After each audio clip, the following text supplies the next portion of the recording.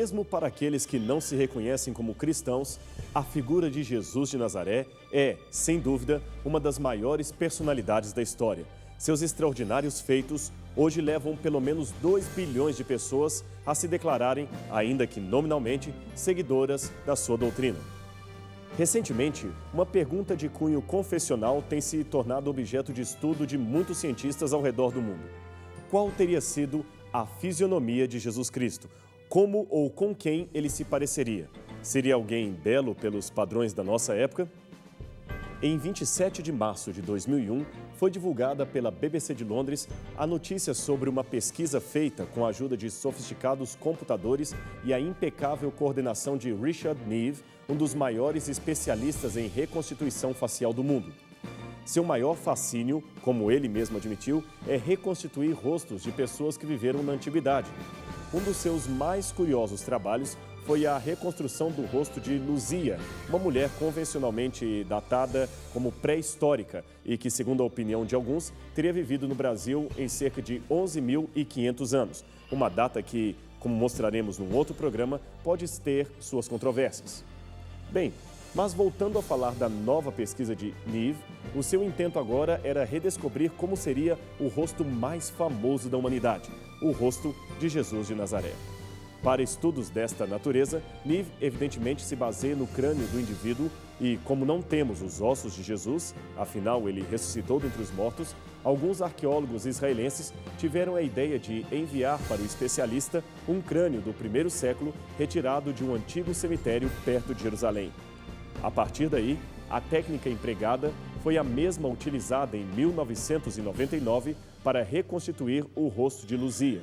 O crânio em questão foi submetido a uma tomografia que proporcionou imagens tridimensionais que, por sua vez, serviriam de base para fazer um novo crânio com material sintético.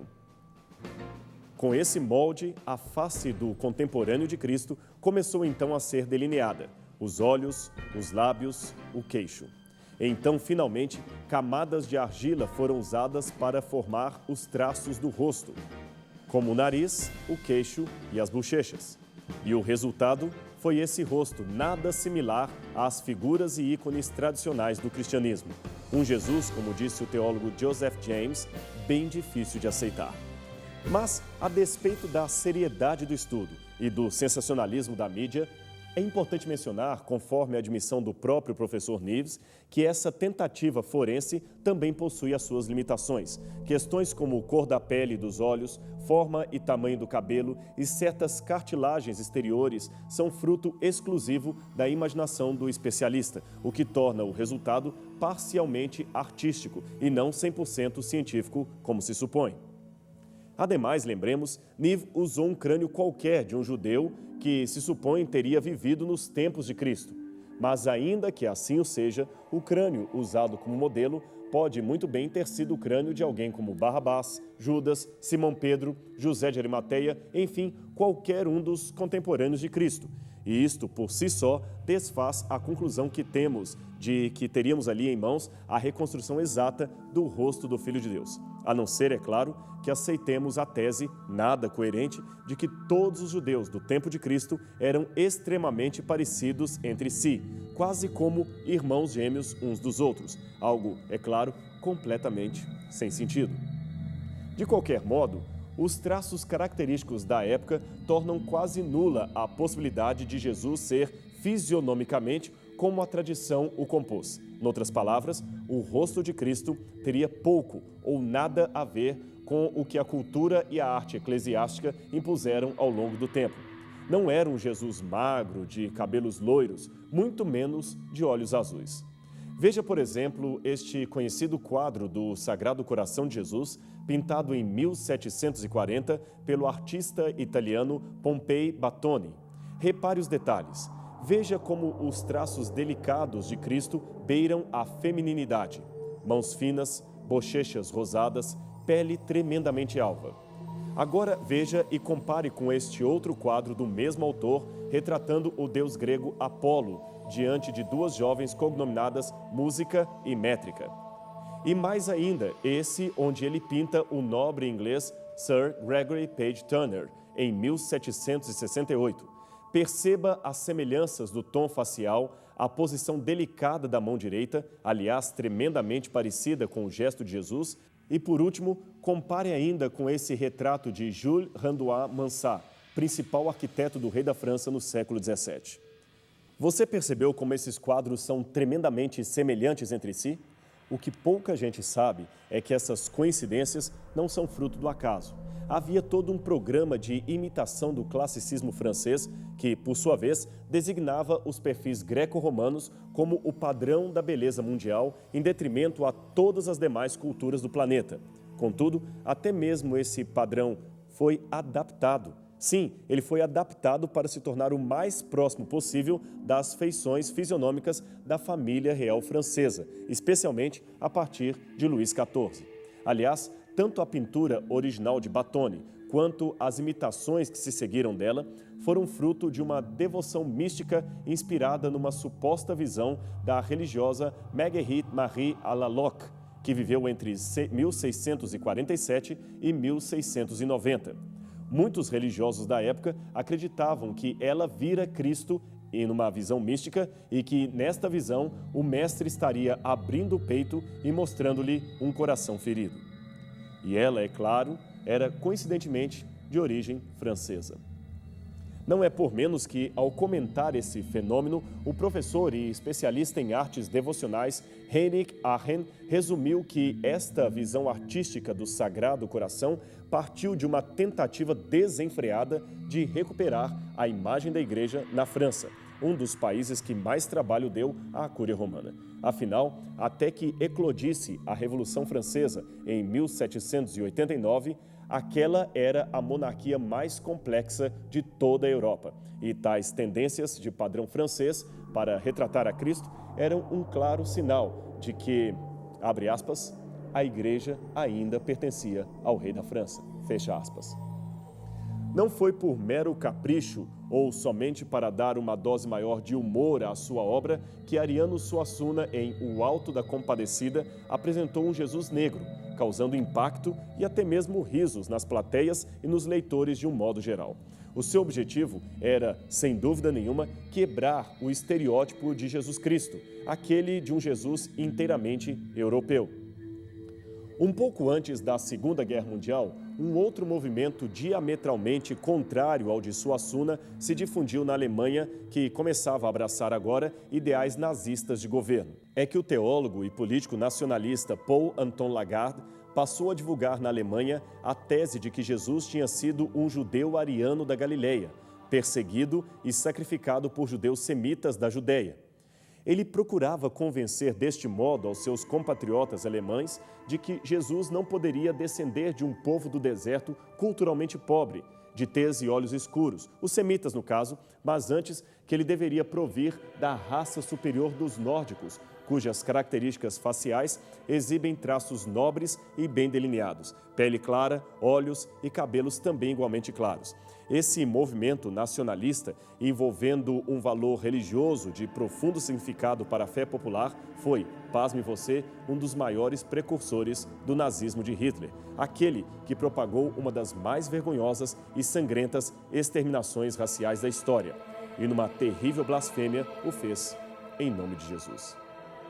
Bem, seja como for, a maioria de nós ocidentais, independentemente da religião que professamos, idealizamos um Cristo como sendo um homem meigo, quase feminino, cabelos lisos, pele clara, olhos azuis e lábios finos. Um rosto, enfim, sublime a todos, talvez o mais sublime de todos, o mais belo retrato masculino na visão ocidental. As igrejas, e é claro, todas as demais organizações religiosas sempre se valeram da arte para aproximarem-se dos fiéis e, para isso, tiveram sempre os mais renomados artistas de todas as escolas, de todas as épocas, trabalhando em seus templos e catedrais. Aliás, em vários quadros clássicos também, eles sempre tinham uma ligação pedagógica com a liturgia da fé. É o caso do famoso quadro de Cristo pintado por Werner Sallmann, em 1941. Esta obra já vendeu mais de 500 milhões de cópias em todo o mundo. Aqui vê-se retratada a percepção mais amplamente aceita de um homem bonito, conforme os padrões ocidentais. Reconhecidamente, Esta e outras figuras populares evocam uma resposta emocional da maioria das pessoas, pois elas veem ali uma figura suave, amorosa e compassiva, o que, é claro, são realmente atributos do Salvador. Mas, do ponto de vista histórico, ainda estariam muito distantes do biotipo judaico do primeiro século. Voltando, pois, ao tema inicial do nosso programa, continuamos a nos perguntar como seria o rosto de Cristo. Circula pela internet o conteúdo desta antiga carta latina escrita por um certo Publio Lentulus que descreve a fisionomia de Jesus. Este suposto autor romano seria um oficial de Roma na província da Judéia no tempo de Tibério César. O núcleo essencial do documento é esse. Apareceu na Judéia um homem de virtude singular, cujo nome é Jesus Cristo, a quem os bárbaros estimam como profeta, mas que seus discípulos amam e adoram como se fosse a geração do Deus imortal. Ele chama aos mortos para que saiam das sepulturas e cura toda sorte de doenças com uma única palavra ou toque. É um homem alto, bem modelado. Seus cabelos são da cor do vinho, descem ondulados sobre os ombros, divididos ao meio ao estilo nazareno. Barba abundante, da mesma cor do cabelo. As mãos, finas e compridas, os olhos claros, plácidos e brilhantes. Afirma publicamente que os reis e escravos são iguais perante Deus. Este antigo desenho anônimo afirma ser o rosto de Cristo retratado conforme os detalhes colhidos da carta de Públio a César. Seria então este o rosto de Cristo? Este seria um documento realmente brilhante, se fosse verdadeiro. Contudo, existem motivos para se duvidar da autenticidade do mesmo. Em primeiro lugar, não existe na história nenhum governador de Jerusalém ou procurador da Judéia chamado Publio Lentulus. O único Publio Lentulus registrado em documentos romanos viveu no primeiro século antes de Cristo. Além disto, um procurador romano não escreveria cartas para o Senado, como parece vir na introdução, mas diretamente para o imperador. E mais, algumas expressões usadas no texto, como profeta da verdade, filhos dos homens e Jesus Cristo, não seriam jamais típicas de um escritor romano.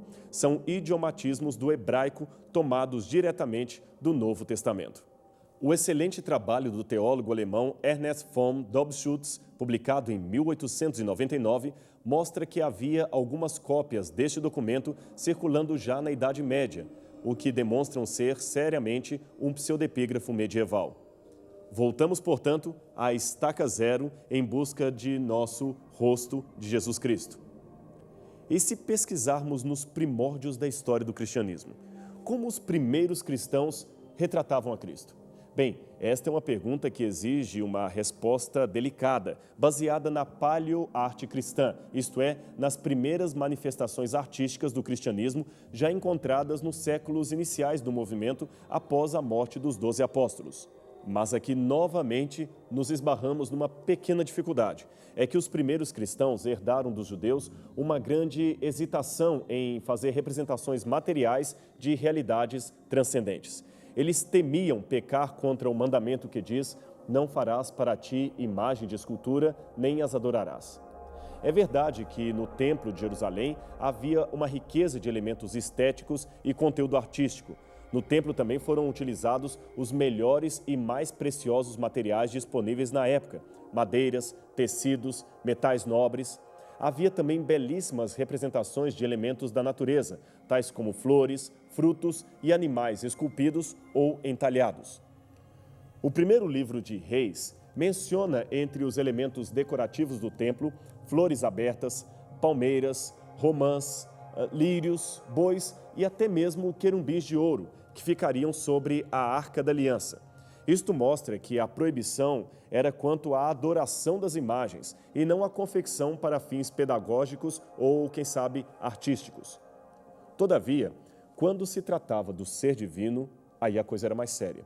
Eram vedadas todas e quaisquer representações materiais e, como Jesus era considerado Deus para os cristãos primitivos, estas proibições foram também observadas de modo particularmente rigoroso pela igreja primitiva, que se caracterizava, nesse caso, como um culto simples e uma liturgia despojada quase inteiramente e também isenta de símbolos materiais. O culto e a genialidade artística dos cristãos eram, em suma, extremamente simples. E além disto e dessas heranças judaicas, a pobreza da maior parte dos membros daqueles idos e da perseguição que eles tinham e também da situação de marginalidade da igreja diante de Roma, fez com que as manifestações artísticas do novo movimento fossem inibidas. Todavia, apesar das restrições, faziam parte das convicções dos conversos alguns elementos que, no devido tempo, iriam frutificar em ricas e variadas expressões artísticas. Imagens de âncoras e peixes mescladas com cenas bíblicas, como Daniel na cova dos leões, ou o sacrifício de Isaque, começaram a lotar as paredes das primeiras catacumbas cristãs de Roma.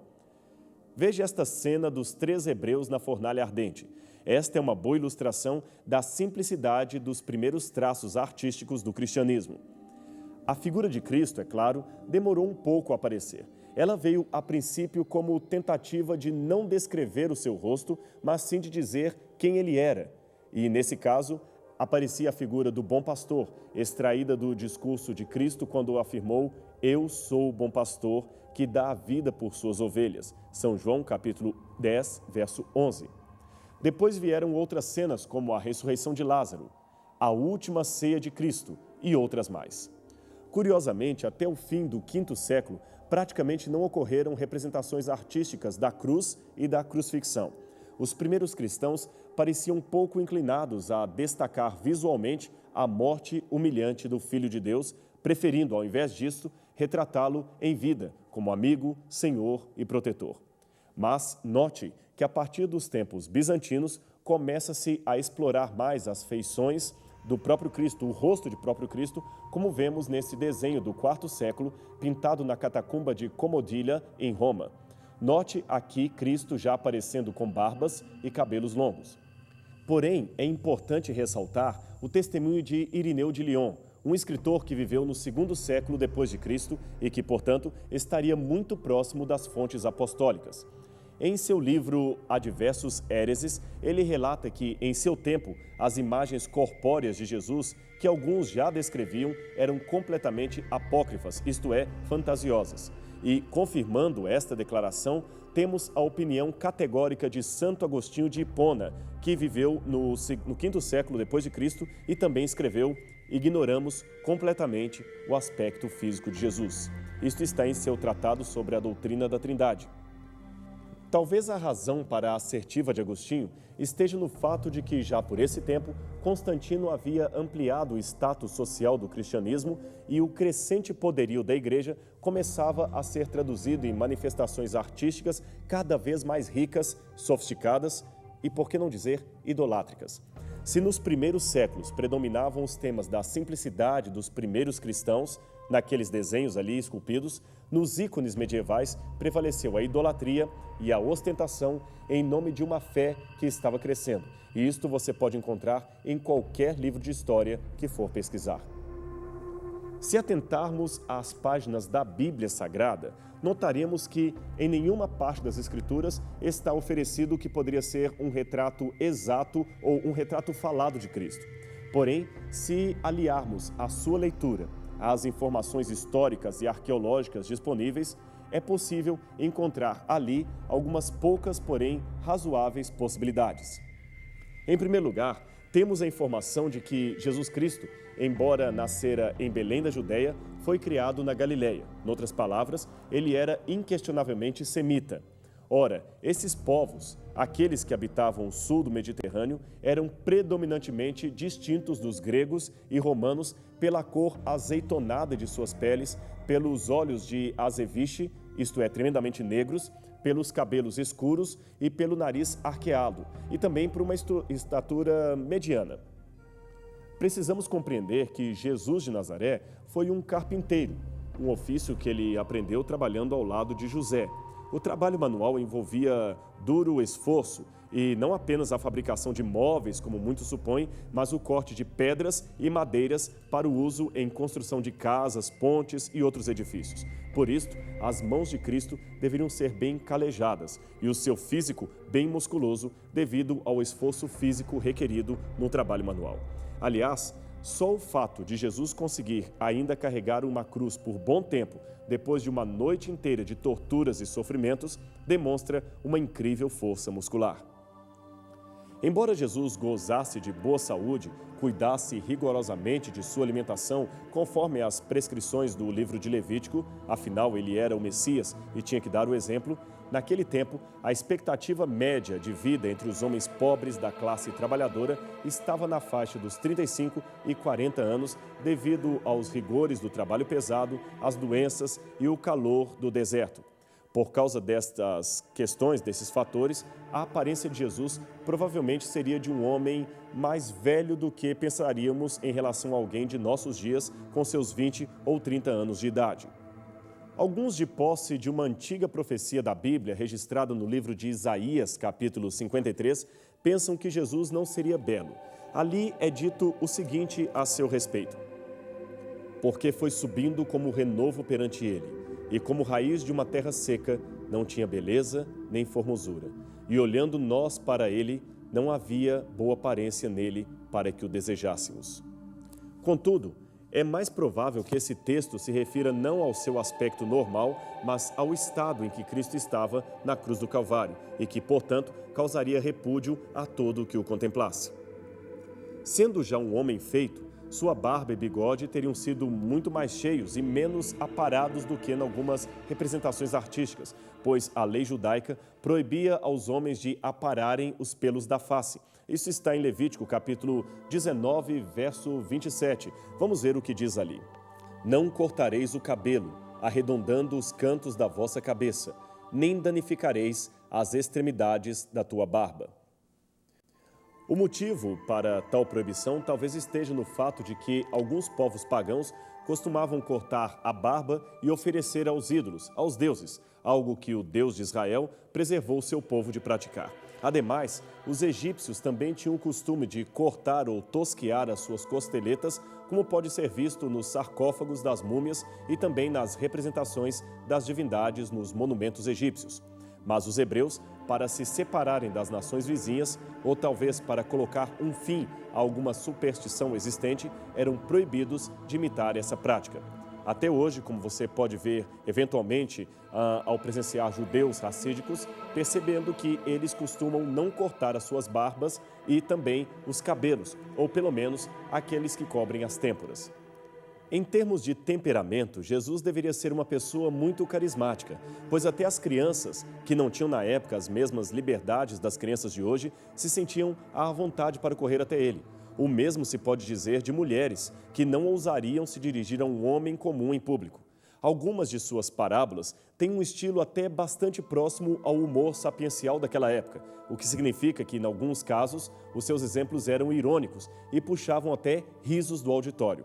A menção da imagem de um camelo passando pelo fundo de uma agulha realmente fez o auditório sorrir. Embora tal humor, é claro, não deva jamais ser confundido com anedota sem sentido, mas como elemento didático para deixar uma lição de moral com o grupo que o ouvia. Porém, se o momento exigisse, Jesus também poderia imediatamente se tornar enérgico, como no momento em que, munido de um chicote, expulsou os vendilhões do templo. Noutras situações, ele se tornava melancólico e chorava, como no caso da morte de seu amigo Lázaro. Talvez mais interessante do que a sua personalidade é que ele não temia demonstrar emoções. Jesus ria quando necessário, chorava se preciso fosse e admitia o medo que estava sentindo no Getsêmani. Ele não era falso em seus sentimentos. Ele vivia no mais exato grau a sua realidade humana. Todos esses elementos foram tirados das entrelinhas dos evangelhos. São poucos, é verdade, mas nos deixam uma lição muito importante. Talvez o motivo pelo qual Deus não foi tão claro em revelar detalhes da fisionomia de Cristo é para que ele seja hoje aquilo que deve ser, um Jesus de todos, com características de negros, brancos, pardos, amarelos. Que ele possa realmente espelhar o nórdico, mas também o australiano, o africano, que se revele no rosto do japonês e também do jamaicano, mas acima de tudo, que ele se revele em você. Afinal de contas, nós hoje somos convidados a ser o rosto de Cristo para uma humanidade carente. E este é de fato um privilégio um privilégio que você não deveria jamais perder. Empreste o seu rosto a Cristo e revele, através das suas atitudes, o rosto de Cristo para a humanidade.